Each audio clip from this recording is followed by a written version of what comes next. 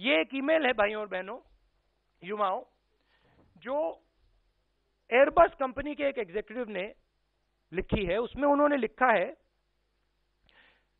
कि फ्रांस के defence minister के ऑफिस में अनिल अंबानी जी गए थे, उनकी उनसे मीटिंग हुई और अनिल अंबानी ने उस मीटिंग में साफ बोला कि जब नरेंद्र मोदी जी आएंगे फ्रांस तो एक एमओयू साइन होगा जिसमें अनिल अंबानी का नाम होगा, मतलब राफेल डील। हिंदुस्तान के रक्षा मंत्री को नहीं मालूम, पर्रिकर जी कहते हैं भैया मुझे तो नहीं मालूम। फॉरेन सेक्रेटरी को नहीं मालूम, वो कहते हैं मेरी समझ में डिस्कशंस चल रहे हैं फ्रेंच कंपनी और हमारी मिनिस्ट्री ऑफ डिफेंस के बीच में, एचएल उनमें शामिल है।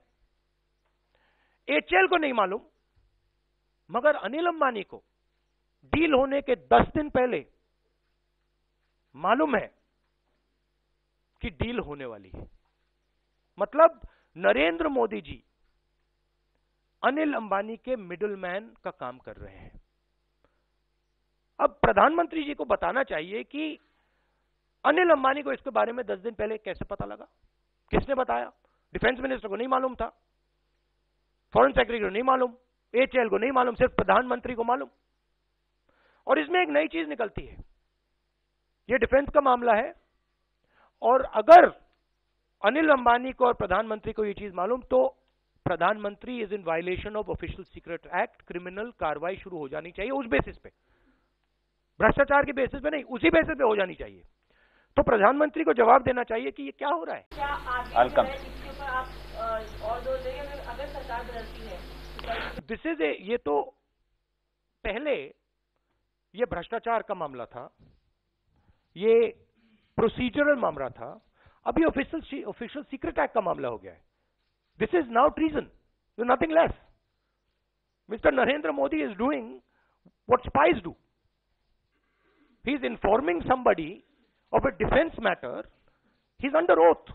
He's not like you or you. He's under oath to protect these secrets.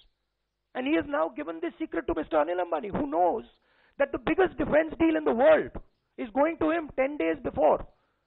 The defense minister knows, foreign secretary knows, the entire defense establishment knows.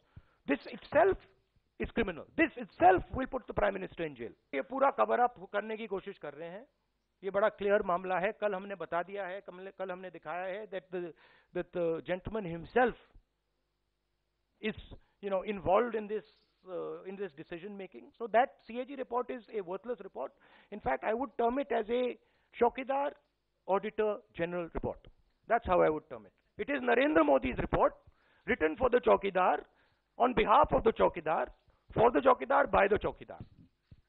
So I wouldn't call it the Comptroller and Auditor General, I call it the Chowkidar Auditor General report.